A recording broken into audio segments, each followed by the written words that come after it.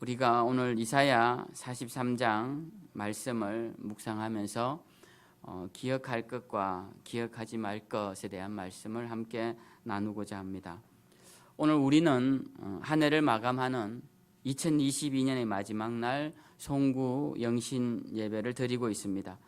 2022년은 우리에게 어떤 해였습니까? 조금 전 기도에도 함께 기도하였지만 세계적으로는 전쟁과 또 전염병, 또 인플레이션, 그리고 기상이변 등으로 많은 재난들, 이런 어려운 일들이 있었던 한 해입니다. 우리 교회적으로도 2022년도를 돌아보면 코로나 그 3년의 기간 동안 잘 견뎠는데 올해 우리 성도님들이 거의 모두가 다 코로나에 걸렸던 그런 한 해였기도 했습니다. 그래서 식사가 또 한동안 중단되기도 하던 그런 시간이었습니다. 여러분 가정적으로는 어떻습니까? 어떤 일들이 있었습니까? 근데 우리가 한 해를 이렇게 돌아보면 교회적으로는 참 감사한 것이 다시 예년의 모습으로 우리가 회복되어 가고 있고 더 발전된 모습으로 성장해 나가고 있어서 참으로 감사한 일이 아닐 수 없습니다.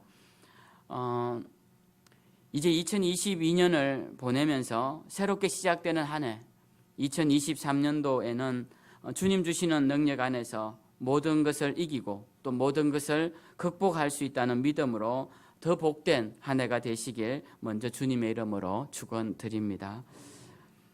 인류의 가장 위대한 발견은 시간이다라고 말했던 움베르토 에코의 말처럼 인간은 시간이라는 독특한 인식 체계를 만들어냈습니다. 인간은 시간의 흐름을 감지하는 도구인 시계를 발명하고 시간의 흐름에 매듭을 지은 달력을 만듭니다. 그리고 그 시간의 매듭에 의미를 부여하는 절기와 기념일 등을 만들게 되죠. 짐승들은 시간의 흐름을 감지하지 못합니다. 어제도 오늘도 내일도 동일하게 그들은 한날에 불과한 시간을 살죠. 시간의 매듭을 지을 줄도 모르고 시간의 매듭들이 주는 의미도 찾을 줄 모릅니다. 그래서 동물의 세계에는 역사가 없고 오직 생존만 있을 뿐이죠. 그러나 인간은 시간에 매듭을 만들고 그 매듭마다 의미를 부여하고 삽니다. 그 의미들이 쌓여서 역사가 되고 역사가 흘러가면서 삶의 모습, 곧 문화가 형성되고 발전되어 왔습니다. 오늘 우리는 한 해를 마감하며 새로운 해를 시작하는 송구 영신 예배를 드리고 있는데요. 2022년은 내게 어떤 해였는지, 내게 어떤 의미를 주는 해였는지 정리해보고 한 해의 마무리를 잘하고 매듭을 잘 짓는 유종의 미를 거두어야 할 것입니다. 시작에 비해 끝이 초라한 것을 빗대어 우리는 흔히 용두삼이라는 표현을 사용합니다. 시작은 용의 머리처럼 하다가 끝에는 뱀꼬리처럼 되어버리는 것을 경계하는 사자성어입니다. 신앙도 용두삼이가 되면 안 될 것입니다. 사도 바울은 갈라디아서 3장 3절에서 이렇게 질문합니다. 너희가 이같이 어리석으냐? 성령으로 시작하였다가 이제는 육체로 마치겠느냐? 즉 시작은 성령으로 했다가 마지막은 육체로 끝나겠느냐라고 사도 바울이 질문하고 있습니다. 보통 많은 그리스도인들이 한 해를 시작하며 하나님의 뜻을 따라 성령의 인도를 따라 큰 계획과 원대한 꿈을 꿉니다. 그런데 도중에 변합니다. 하나님의 뜻보다 자기의 뜻을 앞세우기 시작합니다. 성령의 인도를 따르기보다 자신의 욕망을 앞세우기 시작합니다. 이렇게 될 때 매듭은 약해지고 추해지기 시작합니다. 우리가 성령으로 시작했으면 성령으로 마쳐야 할 것입니다. 그러면 성령으로 마치는 아름다운 매듭은 어떤 매듭일까요? 그것은 바로 감사의 매듭입니다.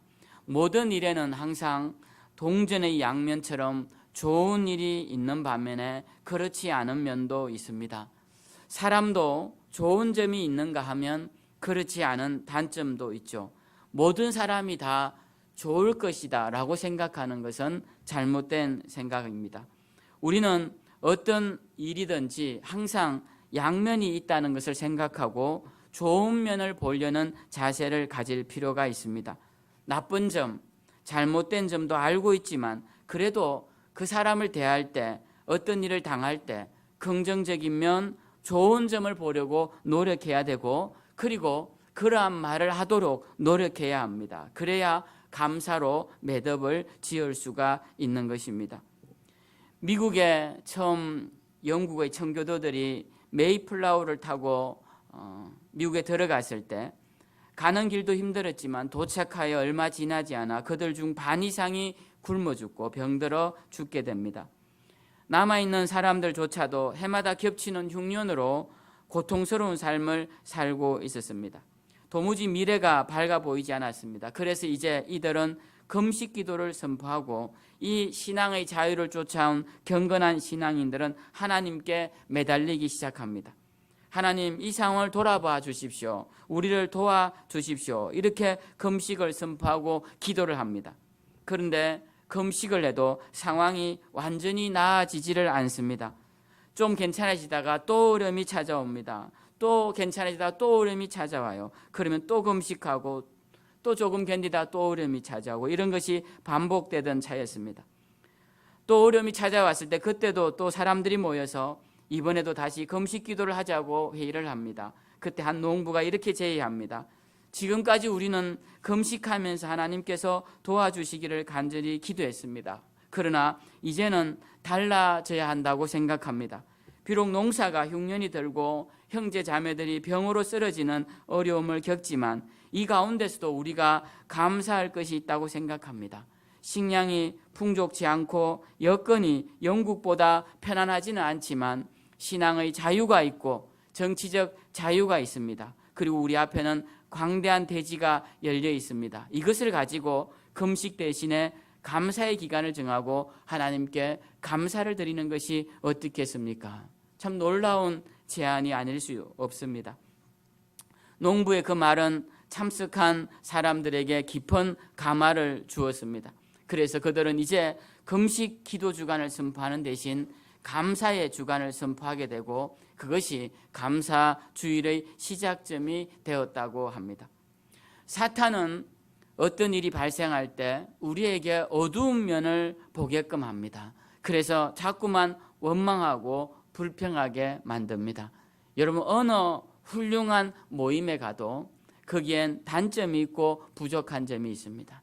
어느 훌륭한 사람을 봐도 그 사람에게는 단점이 있고 또 불평할 점이 있습니다. 우리는 항상 이 점을 기억해야 합니다. 그런데 우리에게 어두운 면을 자꾸 보게 하는 것, 원망하고 불평하게 하는 말을 자꾸 하게 하는 것, 이것은 하나님이 주시는 마음이 아니라는 것을 알아야 합니다. 우리는 그 마음을 극복해야 합니다. 성령님은 우리에게 밝은 면을 바라보게 하시고 그리하여 감사한 마음이 들게끔 하십니다. 지난 시간을 돌아볼 때 슬픈 일, 괴로운 일, 실수한 일도 많지만 성령님께서는 그 가운데서도 잘한 일, 보람된 일, 기쁜 일을 떠올리게 하십니다. 그리고 감사하게 하십니다. 여러분, 미래의 일도 마찬가지입니다. 미래를 긍정적으로 바라보아야 합니다. 감사의 마음을 가지고 미래를 기대해야 합니다.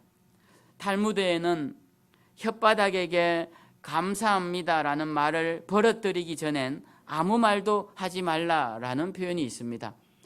좀 극단적인 표현이기는 하지만 그만큼 그들에게는 감사의 언어가 중요하다라는 것입니다. 이 감사라는 말 참 잘하지 않는 민족 중에 하나가 우리 민족입니다. 우리가 이렇게 외국인들 만나면 감사하다는 말 참 잘 써요. 우리 교회에 나오는 필리핀 형제인 라이언이 저를 보면 저를 안고 늘 감사하다는 표현을 합니다. 근데 그가 카톡을 할 때마다 가장 즐겨 쓰는 표현은 God bless you예요. 제가 목사인데 제가 더 God bless you라고 해야 되는데 그 친구가 저한테 제가 말하기 전에 이미 여러 번 그런 이야기를 합니다. 그래서 저도 똑같이 당신도 하나님 축복을 받기를 바랍니다 라고 제가 답신을 보냅니다. 우리나라 사람들은 감사한 것에 대한 표현이 참 서툰 것 같아요.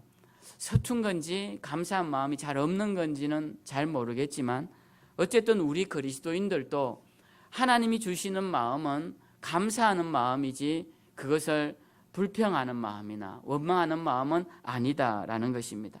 그래서 우리는 늘 감사의 마음을 채워야 합니다.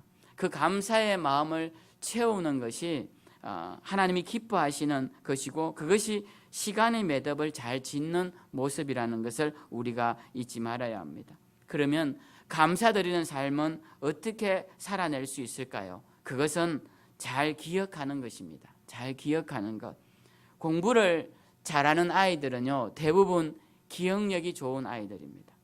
제가 이렇게 보면 기억력이 나쁜 아이들은 기억력이 좋은 아이들보다 훨씬 많은 노력이 필요합니다. 한번 들어서 잘 기억하는 아이들은 조금만 노력하면 되죠. 거기다 더 노력하면 더 성적이 잘 나옵니다. 그런데 기억력이 안 좋은 아이들은 일단 집중력이 떨어지고 그리고 그 부족한 기억력을 메꾸기 위해 더 많은 시간을 앉아 있어야 되는데 그러기가 힘들다라는 것입니다. 우리가 감사를 하는 것도 기억력이 좋은 사람들이 더 감사를 잘하게 됩니다. 기억을 잘하는 것, 예전에 베풀어 주신 하나님의 은혜를 잘 기억하는 자들이 되어야 합니다. 불평의 책이라 불리는 민수기를 읽어보면 이스라엘 백성들이 하나님께 원망하는 장면들이 굉장히 많이 나옵니다. 그런데 우리는 성경을 보면서 이런 생각을 합니다. 이 이스라엘 백성들은 불과 얼마 전에 하나님께로부터 은혜를 입었는데 왜 이렇게 금방 잊어버리지? 우리가 이런 생각을 합니다. 그런데 우리도 마찬가지입니다. 하나님께서 도와주시고 인도하신 사건이 불과 얼마 전 사건인데 금방 잊어버리고 하나님께 불만과 원망을 토로하게 된다는 것입니다. 감사는 어떻게 해서 생겨날까요? 하나님의 은혜를 기억할 때 감사하게 되는 것입니다. 그래서 우리는 지난날 우리에게 베풀어 주신 하나님의 은혜를 잘 기억하는 사람들이 되어야 합니다. 2022년 생각해 보면 감사한 일이 참 많습니다. 어려운 중에도 우리를 지켜주시고 붙잡아 주신 한 해였습니다. 위험한 일도 많았죠. 우리나라에는 안타까운 사건도 많았습니다. 그 가운데서도 하나님께서 우리를 지켜주시고 우리 가정을 지켜주시고 우리의 자녀들을 지켜주셔서 지금 생각해 보면 얼마나 감사한 한 해인지 모릅니다. 우리는 과거를 돌아보면서 감사의 제목들을 찾아낼 수 있어야 합니다. 그것이 지혜로운 자고 그것이 하나님 앞에서 충성하는 자, 하나님께 영광 돌리는 자의 모습임을 우리는 알아야 합니다. 그래서 이 감사의 끈을 놓지 말아야 하는데요. 저는 오늘 과거의 감사뿐만 아니라 미래에 대해서도 우리는 감사한 마음으로 시작해야 한다는 말씀을 드리고 싶습니다. 2022년도는 돌아보면 감사하지만 그러면 다가오는 2023년도는 어떻게 감사할 것이냐? 미리 감사하자라는 것입니다. 미리 하나님 우리에게 이 한 해 감사한 한 해가 될 줄 믿고 하나님 감사를 올려드립니다. 이런 감사의 마음으로 한 해를 시작하자라는 것입니다. 오늘 읽은 말씀을 보면 하나님께서 이런 말씀을 하십니다. 너희는 이전 일을 기억하지 말며 옛날 일을 생각하지 말라 이렇게 말씀하십니다. 제가 드린 이 말씀과 앞에 드린 말씀과 위배되는 말씀이 아닙니다. 이 말씀은 앞에 드린 그 말씀과는 다른 맥락의 말씀이에요. 옛날을 기억하라는 말씀은 모세가 이스라엘 백성들에게 죽기 전에 한 말입니다. 너희가 이전에 우리에게 베풀어 주신 하나님의 은혜를 기억하라는 거예요. 그럼 오늘 이사야 선지자가 하나님께서 주신 말씀, 이전 일을 기억하지 말라, 옛날 일을 생각지 말라라는 이 말씀의 의미는 무엇일까요? 이걸 우리가 잘 생각해야 합니다. 오늘 옛날 일을 기억하지 말라는 이 말씀의 의미는요, 이제 하나님께서 새로운 일을 우리 위해 계획하고 열어주실 터인데 옛날 일에 얽매여서 이전 습관이나 경험에 얽매여서 미래에 베풀어 주실 하나님의 역사를 제한하거나 불신하지 말라는 의미입니다. 이 의미를 우리가 잘 이해해야 합니다. 이런 의미로 이해하는 사람들이 별로 없어요. 내가 경험해 보니까 그런 일은 불가능해. 이렇게 말하는 사람들은 이전 일의 습관을 쫓아 하나님의 역사를 제한하는 사람들입니다. 하나님께서 오늘 하시는 말씀은 이런 말씀이에요. 이전 일, 옛날 일, 그 경험 가지고 내 역사를 제한하지 말라는 말씀입니다. 오늘 하나님의 역사는 어떤 역사냐? 오늘 성경에 보면 이런 말씀을 하세요. 내가 앞으로 광야에 길이 나고 광야에 물이 나게 할 것이야. 사막에 강이 나게 할 것이야. 이렇게 하나님 말씀하십니다. 그런데 우리가 이전 일과 옛날 일에 얽매여서 뭐라고 말하느냐면 광야에 길이 난다고, 광야에 물이 난다고, 사막에 강이 난다고, 그런 일은 일어날 수가 없어. 내가 지금까지 경험해 봤더니 그런 일은 불가능해. 우리에게 처해진 환경을 생각해 보면 그런 건 불가능해 라고 말한다라는 겁니다. 오늘 하나님께서 이전 일, 옛날 일을 기억하지 말라는 말씀은 그런 식으로 말하지 말라라는 것이, 우리에게 옛날 일, 이전 일의 습관을 따라 그렇게 하나님의 역사에 대해서 폄하하거나 부정적인 이야기를 하지 말라는 것입니다. 여러분, 사막에 강이 나는 일이 가능한 일입니까? 우리가 생각해 보았을 때 그런 일은 참으로 어려운 일입니다. 그렇지만 하나님은 예전에 안 되었다고, 지금까지 역사적으로 안 되었다고, 실패했다고, 앞으로 그런 일이 일어나지 않을 것이라고 말하지 말라고 말씀하십니다. 하나님은 가능하다고 말씀하십니다. 내가 너희와 함께하면 사막에 강이 나와서 죽음의 땅이 생명의 땅으로 바뀌게 될 것이라고 말씀하고 계십니다. 우리도 마찬가지입니다. 이제 2022년을 마감하면서 우리 삶을 돌아볼 때 우리의 삶이 혹여 죽어있는 사막 같은, 또는 죽어있는 광야 같은 삶을 살고 있다면 오늘 주시는 말씀을 통해 우리는 새로운 꿈을 꾸어야 합니다. 이전 일은 잊어버리고 예전의 경험은 무시하고 황당한 꿈을 함께 꾸어야 합니다. 여러분, 사막에 강이 나는 것만큼 황당한 일이 어디에 있습니까? 광야에 아무도 다니지 않는 그 광야에 길이 나는 것만큼 참 어려운 일이 어디에 있습니까? 그런데 하나님은 이 일을 이스라엘 백성들에게 말씀하시면서 너희 민족에게 내가 이 일을 이루겠다고 말씀하고 계십니다. 그러면 이 말씀이 이스라엘에게만 해당되는 말씀이냐라는 것이에요. 저는 송구 영신 예배가 되면 늘 이 말씀을 묵상을 합니다. 이 말씀을 묵상을 한 지가 몇 년이 된지를 모르겠어요. 제가 한번 찾아보니까 2010년도에도 이 말씀을 묵상을 했고 2016년도에도 이 말씀을 묵상을 했어요. 2020년도에도 하고 21년도에도 하고 올해도 하고요. 없어서 그렇지 아마 그전에도 했을 것입니다. 매년 이 말씀을 준비하면서 제가 준비했던 원고를 다시 읽어보면서 제 스스로 다시 그 말씀의 은혜를 받기도 합니다. 제가 이 말씀을 읽으면서 우리가 올해는 다시 한번 미래에 대한 감사의 마음을 가져야겠다. 미리 2023년도의 감사의 마음을 앞당겨서 시작하는 이 마당에 우리가 벌써 감사하며 시작해야겠다라는 생각을 하게 되었습니다. 저는 우리 교회도 그렇지만 여러분의 가정에도, 그리고 여러분 개인적인 삶에도 2023년도 미리 하나님께서 베풀으실 은혜, 그것에 미리 감사하는 그런 마음으로 이 다가오는 새해 첫날을 시작하시기를 주님의 이름으로 축원드립니다.